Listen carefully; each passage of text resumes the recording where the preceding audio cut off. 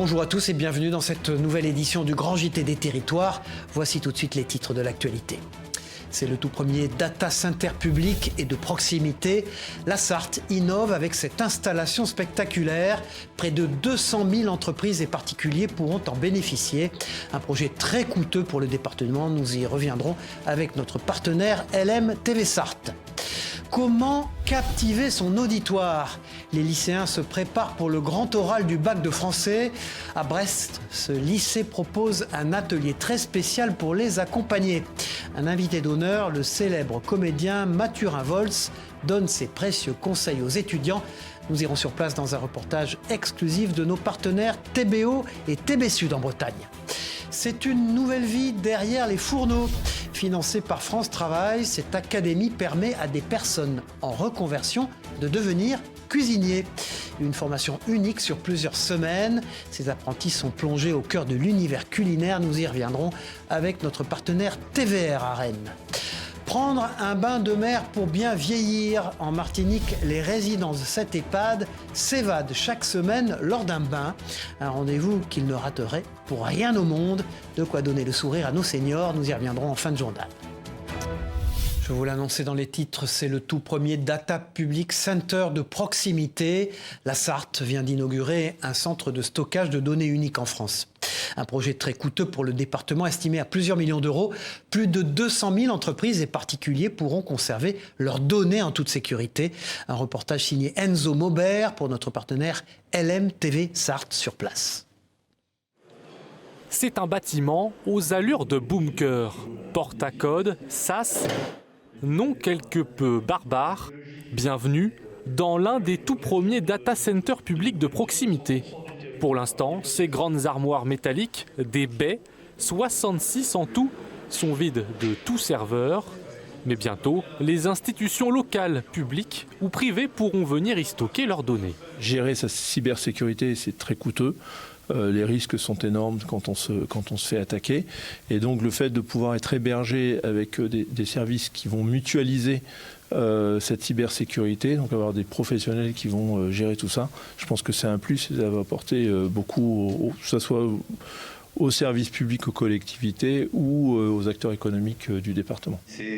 Financé à 55% par Sarthe Numérique, le syndicat mixte qui assure le développement numérique du département, ce data center doit faire office de modèle.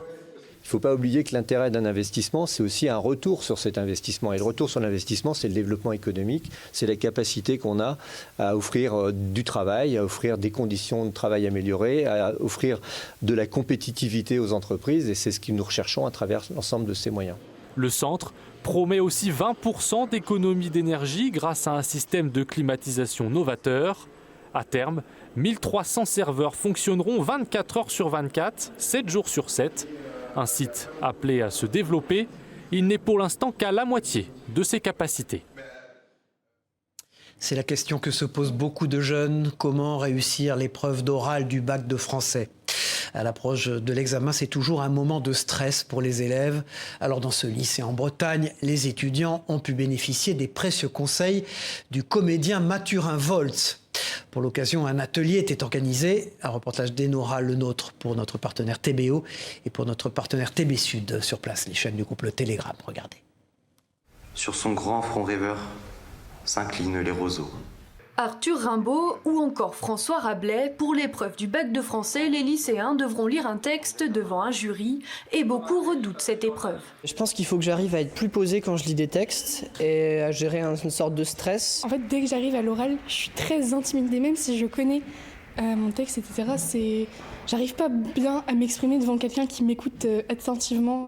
Alors pour se préparer au mieux, 180 élèves de première du lycée de l'Elorn à Landerneau ont participé à un atelier de lecture expressive avec le comédien Mathurin Volz qui les conseille pour captiver leur auditoire. Des conseils techniques de ne pas lever les épaules, de respirer bien en bas avec le diaphragme bien en bas, de prendre son temps aussi, de profiter des virgules, des points notamment, qui permettent justement de regarder le public. Cette rencontre a lieu dans le cadre du festival Culturissimo.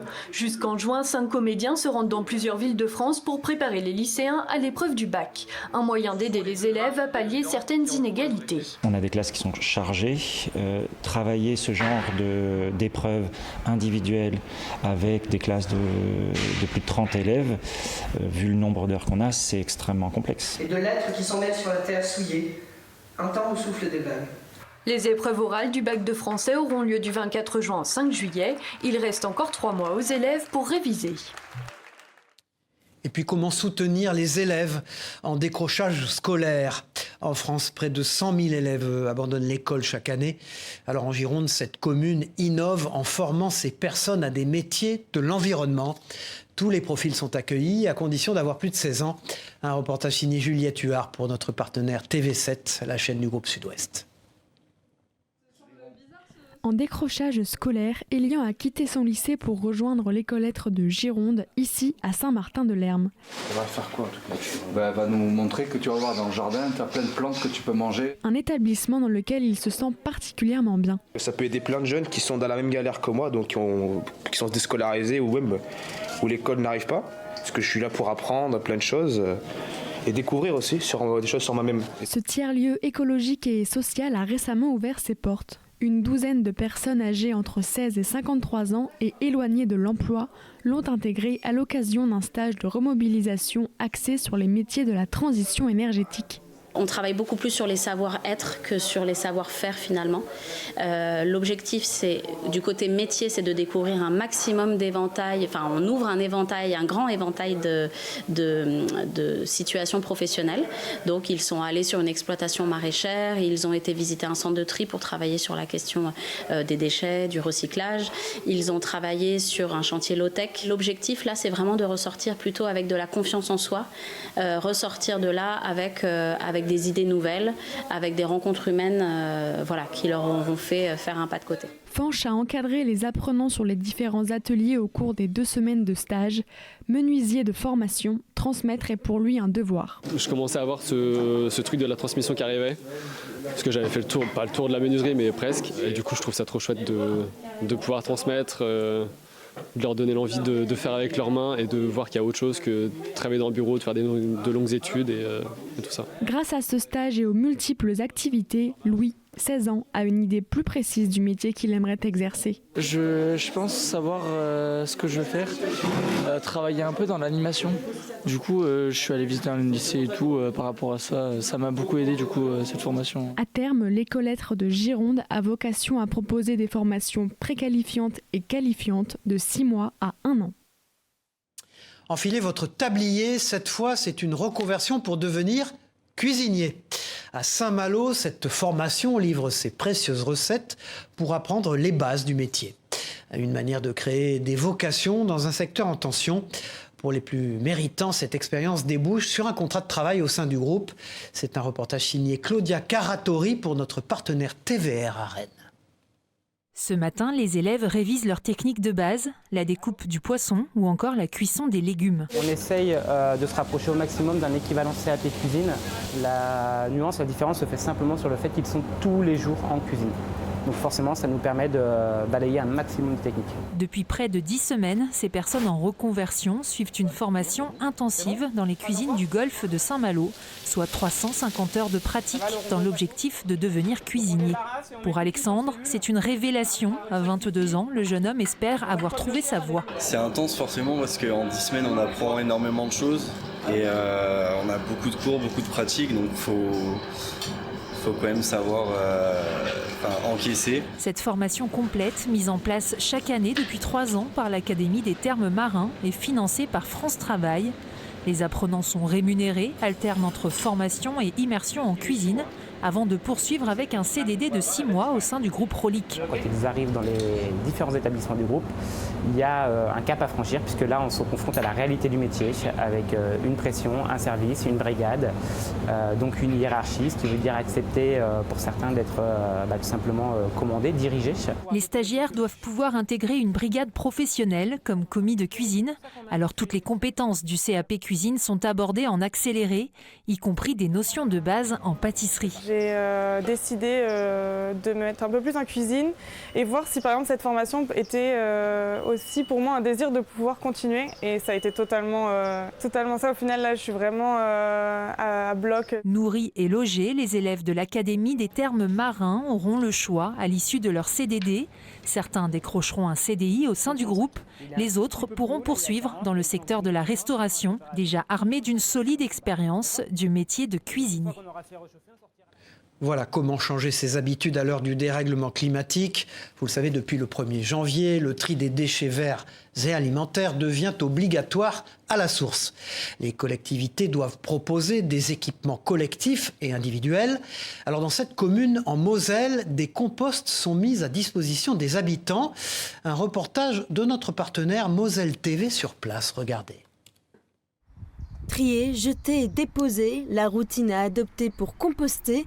Avec les nouvelles consignes de tri, le compostage rentre dans les usages tout doucement. Déjà, ça évacue pas mal de déchets à la maison, donc c'est un côté très pratique, oui. Je dois vous avouer que déjà faire un simple tri normal, c'est super compliqué. Alors faire du compost, je ne suis pas certain que ça marche un jour. Dans ce jardin, l'association Les Coquelicots sensibilise depuis longtemps à ces questions et met à disposition 3 bacs installés depuis une dizaine d'années. C'est là qu'on met, nous, nos déchets organiques et nos déchets de cuisine, mais on laisse aussi accès à ces composteurs pour les personnes du quartier. Auparavant, les composteurs étaient à l'extérieur de notre jardin et vraiment en libre accès total. Là, je pense qu'il y avait encore plus de personnes qui venaient. Une décision motivée entre autres par un mauvais usage de certains riverains, d'où l'importance de communiquer les bons gestes à destination de la future génération, les mains dans la terre le plus souvent. On va voir toutes les petites bêtes qui habitent dans le compost. Pourquoi est-ce que le compost c'est une matière vivante et du coup comment est-ce qu'on fait pour l'entretenir? Autre alternative, acheter son propre composteur, un équipement à retirer auprès des collectivités, comme ici à Ponge. On attend 60 personnes, ce type d'opération rassemble entre 60 et 70 personnes. C'est la 3e opération que nous menons jusqu'à présent, depuis maintenant 1 an et demi. Et la commune au chemin Pays de Ponge est engagée depuis 2014. Et les demandes augmentent chaque année, obligeant les communautés de communes à recevoir leur stock plus rapidement. Simplement pour recycler mes déchets ménagers. C'est intéressant quand même de récupérer les déchets.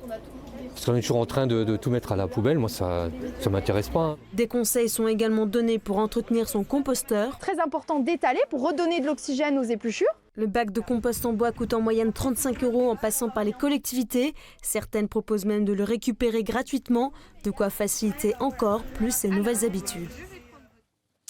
C'est un nouveau concept à Grenoble. Une boutique de vente de colis mystères a ouvert pendant plusieurs jours.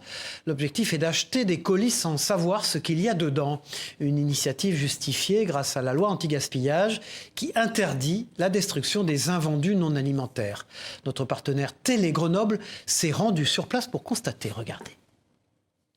Des ampoules pour voiture, un t-shirt et des bracelets de marque inconnue. C'est ce qui a été trouvé dans quelques-uns de ces colis mystères vendus dans une boutique éphémère à la caserne de Beaune à Grenoble. C'est quoi, c'est 14 € le kilo, j'en ai pour 25 balles. Et du coup, j'ai retrouvé avec des antennes de voiture GPS, un mug. L'entreprise achète ces colis auprès de plateformes de livraison qui n'ont pas réussi à les livrer. Ces plateformes doivent conserver les colis pendant 3 mois, après quoi, si le vendeur ne les récupère pas, les plateformes ont la possibilité de les vendre. Ce processus est justifié avec la loi AGEC, anti-gaspillage, qui interdit la destruction des invendus non alimentaires. C'est la curiosité d'acheter à l'aveugle, c'est un jeu, et ça leur plaît beaucoup. Et après, les gens qui viennent et qui achètent, s'ils trouvent bonheur pour eux, ils le gardent pour eux. Et si ça leur convient pas ce qu'ils ont trouvé, ils le revendent. Alors les mains palpent les centaines de colis et n'attendent qu'une seule chose, tomber sur le gros lot. Alors, je vous montre un petit peu ce que j'ai trouvé. Donc, dans ce carton-là, ça va être des batteries de téléphone avec la visserie. La première tablette, la deuxième tablette. La note, 120 € pour ces 8 kilos de marchandises qu'il va falloir rentabiliser. J'ai une fille qui vend pas mal de choses sur Vinted, ses vieux bouquins, ses vêtements. Et là, pour moi, c'est pas perdu. Je vais tout lui donner, elle va tout revendre. Bien que certains y trouvent leur compte, l'origine de ces colis reste floue. Et la loi AGEC ne règle pas le problème du gaspillage. Au contraire, elle ouvre de nouveaux canaux de vente qui risquent d'entraîner la mise à la poubelle de produits inutiles.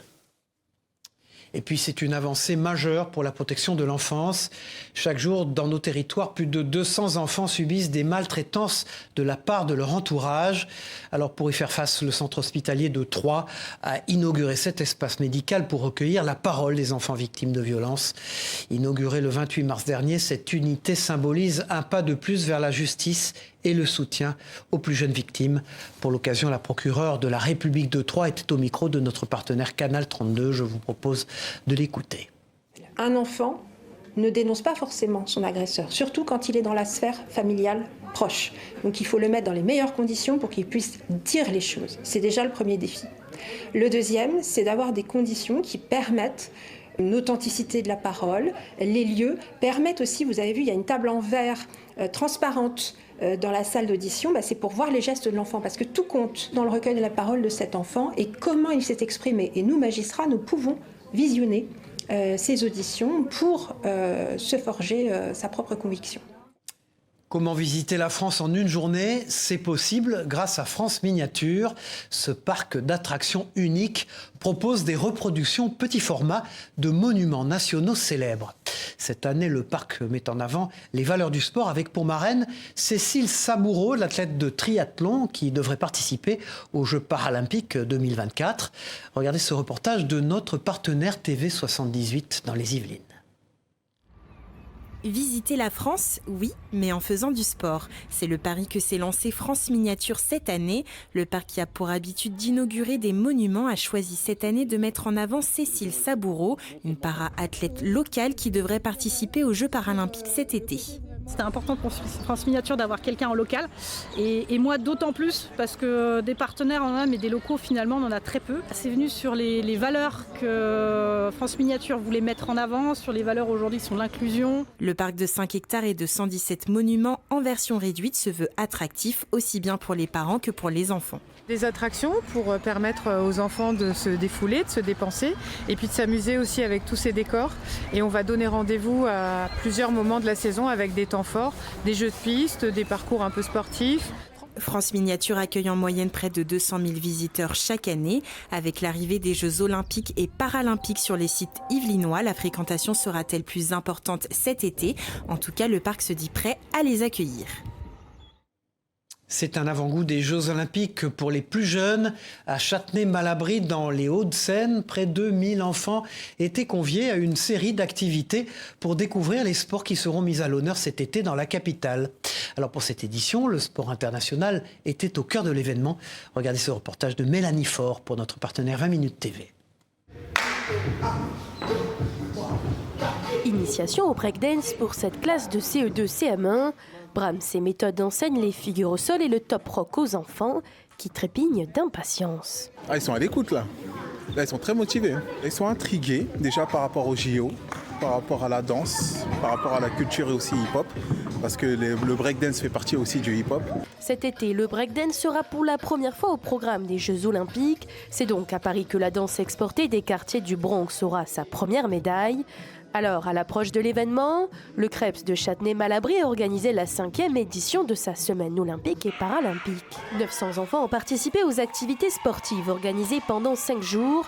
De l'athlétisme, du parabasket, du tennis de table ou encore du cécifoot. J'entends juste la balle, mais j'entends pas les autres. On connaissait déjà ce sport, mais je savais pas à quel point c'était aussi difficile.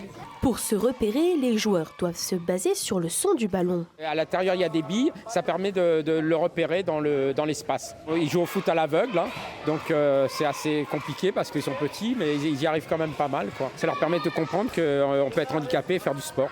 L'intérêt de cette semaine sportive est notamment de susciter des vocations chez certains. Ils n'ont pas forcément essayé tous les sports, ils peuvent se rendre compte qu'ils sont meilleurs dans un sport que ce qu'ils pensaient et ça peut leur donner envie. Alors je pense là on a le terrain de hockey sur gazon derrière nous, c'est pas un sport forcément courant pour les jeunes, ils ont adoré. Si tous les enfants ne seront pas dans les gradins des Jeux de Paris cet été, ils ont pu se plonger le temps d'une journée dans la peau d'un athlète. Tout à fait autre chose maintenant. Que faire en attendant son train? Certains voyageurs lisent un livre, d'autres plongeront leur nez dans leur téléphone. La Gare d'Amiens, elle, propose une toute autre animation, une dictée géante. Un voyage au cœur de la langue française, histoire de réviser son orthographe ou juste de prendre son temps avant l'embarquement. Un reportage de notre partenaire WEO TV, la chaîne de la Voix du Nord. Regardez. Pendant les 2 premiers 1000. Ils ont délaissé la valise pour le crayon. Ce matin-là, la gare d'Amiens accueillait bien des voyageurs, mais des voyageurs d'un genre nouveau. Lancés dans un exercice de style peu commun pour un hall de gare, la dictée. C'est un défi pour moi, parce que j'aime bien la langue française et que je voudrais savoir de quoi suis-je capable. Tétra, virgule, Jacamar. Les choses se corsent quand il s'agit d'orthographier les noms d'oiseaux tirés de l'œuvre de Jules Verne. Après une demi-heure à noircir le papier, l'heure des comptes a sonné. Sur les animaux, là, difficile. C'est pas terrible, mais bon, 5 fautes, ça doit être la moyenne. 9. Ça va. Ça va, d'autant que l'épreuve n'est pas notée. Rien à gagner et rien à perdre. Pour Rachid Santaki, professeur du jour, l'enjeu des dictées en gare va bien plus loin que la compétition. La maîtrise de l'orthographe, c'est la maîtrise des mots. La maîtrise de mots, c'est une alternative à la violence. C'est le lien social, c'est l'insertion professionnelle. C'est la vie, en fait. C'est aussi cognitif. C'est une terminaison de poser, d'écrire, de dessiner, en fait, finalement, des lettres. Nés en 2022 d'une collaboration entre France Culture et la structure SNCF Gare Connexion, ces dictées font depuis étape partout en France et pour la première fois à Amiens. L'occasion de se remettre dans le bain de l'écriture, mais aussi de s'arrêter sur ce monument signé Auguste Perret. Une gare comme Amiens où on a beaucoup de clientèle pendulaire, des gens qui font le trajet tous les jours, finalement s'habituent et ne voient plus la gare. Et donc là, voilà, c'est des gens, on les surprend sur leur trajet et dans leur quotidien. Il faudra sans doute attendre l'année prochaine pour revoir la dictée faire escale en Hauts-de-France, ce qui laisse le temps aux amateurs de s'entraîner, avec ou sans accent circonflexe. Direction la Loire maintenant. Après plusieurs mois de travaux, cette chartreuse située à quelques kilomètres de Saint-Étienne a rouvert ses portes. L'ancien monastère innove, vous allez le voir, avec une nouvelle expérience. Désormais, les visites sont accessibles aux sourds et aux malentendants. Une traductrice double la médiatrice en langage des signes. Un reportage de Colin Sabatier, notre partenaire de TL7 dans la Loire. À 10 km de Rive-de-Gier, la chartreuse de Sainte-Croix-en-Jarret offre un lieu pittoresque, marqué par 8 siècles d'histoire. Alors la chartreuse de Sainte-Croix, elle a été bâtie en 1280. Elle a la particularité d'avoir été financée par une femme, Béatrix de la Tour du Pin. Les Chartreux vont l'habiter jusqu'en 1792, date à laquelle en fait ils vont être expulsés par les révolutionnaires. La chartreuse devient bien nationale et depuis cette date, en fait, c'est une communauté laïque qui l'habite. Classé parmi les plus beaux villages de France, l'ancien monastère est désormais le bourg d'une commune habitée par environ 480 habitants au quotidien. Tout le monde se connaît un peu ici, pour le coup c'est vraiment très agréable. Il y a une vraie vie communautaire également, une vie associative. L'histoire commence au bout du passage des voûtes. L'église paroissiale rassemble tableaux et statues dans un style baroque au charme intemporel. Après plusieurs mois de travaux, la chartreuse de Sainte-Croix-en-Jarret a réouvert ses portes. Une visite guidée en langage des signes et une quête interactive sont disponibles. C'est comme quand on fait le vendredi saint avant Pâques, on mange pas de viande. C'est un des objectifs essentiels de la culture aujourd'hui, c'est d'être accessible au plus grand nombre. Et effectivement, aujourd'hui a lieu une première visite en langage des signes avec du coup une vingtaine de participants, donc on est très contents. Le site de la Chartreuse accueille près de 60 000 visiteurs par an. Alors, serez-vous le prochain ? Et si le bain de mer était la solution pour bien vieillir ? Dans cette EHPAD en Martinique, les résidents attendent chaque vendredi cet incontournable rendez-vous. Un véritable moment de bien-être pour ces personnes âgées. C'est un reportage de notre partenaire Via ATV en Martinique. Regardez. Je suis comme un poisson dans l'eau. Comme un poisson dans l'eau. Paulina a 92 ans et un grand sourire aux lèvres. Pour ces résidents de l'EHPAD du Marin, ces baignades à Lance-Figuier sont un réel moment d'évasion. Le fait de rester toujours dans la chambre et puis sortir, venir ici peut-être tous les fin du mois, bien début de mois, ça me fait du bien. Un bain de mer qui procure de la détente, mais pas seulement. Les encadrants profitent de ce moment pour travailler certains muscles et articulations peu mobilisés au quotidien. Là, ça va être essentiellement des activités pour vraiment débloquer un peu leur mobilité dans l'eau. Parce que c'est un milieu où justement on va travailler tout ce qui est les muscles profonds, toutes les articulations. Et ça va permettre de travailler des exercices qui ont plus de mal sur terre à faire et donc dans l'eau ils ont plus d'aisance. Oui, Le projet est né il y a 1 an, porté par un jeune professionnel de la maison de retraite. Âgé de 26 ans, il est enseignant en activité physique adaptée et nageur sauveteur. Pour lui, l'eau est un espace privilégié de stimulation cognitive. La pratique est mise en avant par plusieurs déplacements dans l'eau. Donc l'objectif, c'est aussi de travailler la confiance en soi, l'autonomie, le développement de l'autonomie dans l'eau. Une matinée pour bouger, nager, s'amuser et s'évader de la routine du quotidien. L'heure est à présent venue pour Jeannot, Pauline et les autres pensionnaires de retourner à l'EHPAD du Marin en attendant vendredi prochain avec impatience. Nous étions le plus heureux, ce bon coin. Voilà, c'est la fin de cette édition. Merci à vous de l'avoir suivi. On se retrouve très vite pour une nouvelle édition du Grand JT des Territoires. Au revoir à tous.